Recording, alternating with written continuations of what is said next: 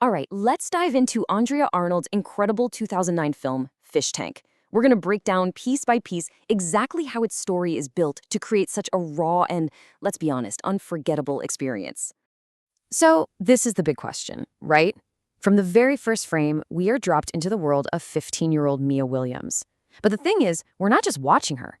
The film uses this really specific set of tricks to lock us into her head, forcing us to experience her life right alongside her, whether it's comfortable or not. Okay, first things first. Before we can even get to the story, we have to understand the world Mia lives in.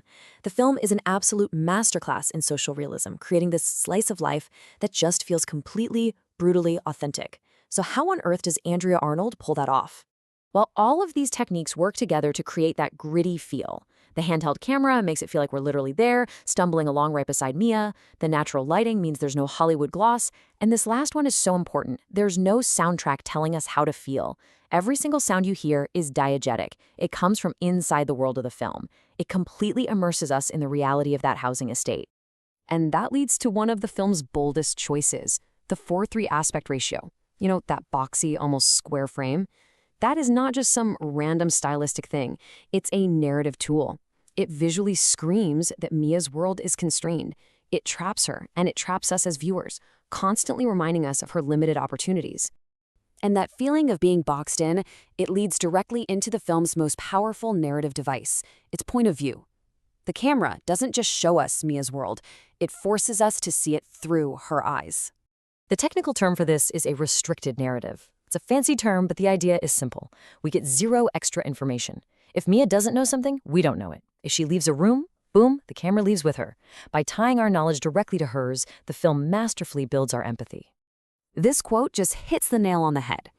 At the beginning of the film, Mia can be really difficult, even violent. She kind of fits that media stereotype of a chav, but because we are locked into her point of view, we can't just stand back and judge her. We are forced to understand her anger, her frustration, to see the world like she does. And that alignment, it challenges our own prejudices and builds this really deep, complicated empathy for her. So it's not just about the camera work. Arnold builds layers of meanings through this rich visual language of symbols and motifs that pop up again and again. The story is told just as much through these images as it is through dialogue. And the perfect example of this is that tethered white horse. This horse is Mia. It's a direct symbol of her own raw energy and her spirit, literally chained up and unable to run free. Just like that horse, she is stuck and she is desperate to break away from her environment. And these ideas are woven through the whole film. We are constantly seeing Mia framed in windows or standing on balconies, looking out at a world that she just can't quite get to.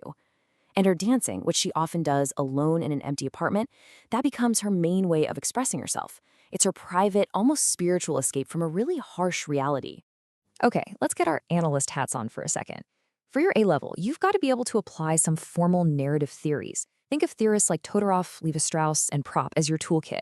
They let us take the film's story apart to see exactly how it's built and how it works. So first up, Tsvetan Todorov. His theory is actually pretty simple, but it's super powerful. Basically, he says stories start in a state of balance, or equilibrium. Then something comes along and disrupts that balance. After a whole lot of struggle, the story ends in a new equilibrium, where the characters have been changed by everything that's happened. And you can map Mia's journey perfectly onto this structure. Her life at the start, that's the equilibrium. The arrival of her mom's boyfriend, Connor, is the massive disruption. Realizing he's betrayed her throws her entire world into chaos.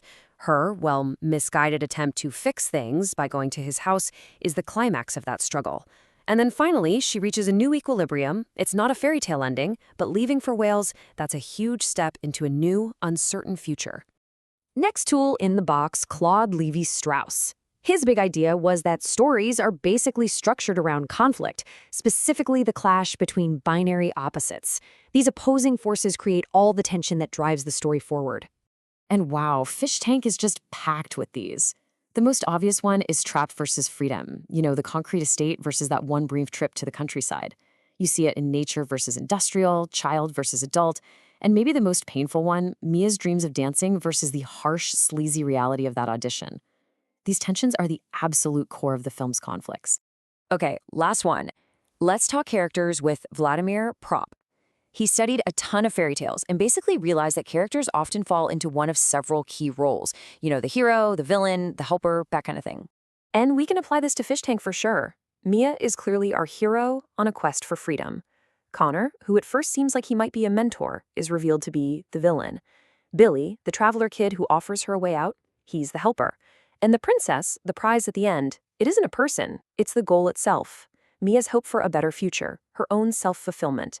But, and this is so crucial for your analysis, while these rules give us a framework, Fish Tank deliberately messes with them. This is no fairy tale. Connor isn't some cartoon monster. He shows Mia real kindness before he betrays her.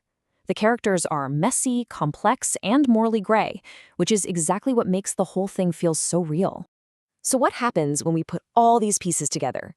The social realism, the restrictive viewpoint, the symbols, the narrative structures. What's the film ultimately trying to say? What's the point of it all? Well, this is so much more than just one girl's story. Andrea Arnold is using Mia's journey to do something much, much bigger. She's smashing lazy stereotypes about the working class. She's giving us this deeply empathetic female perspective.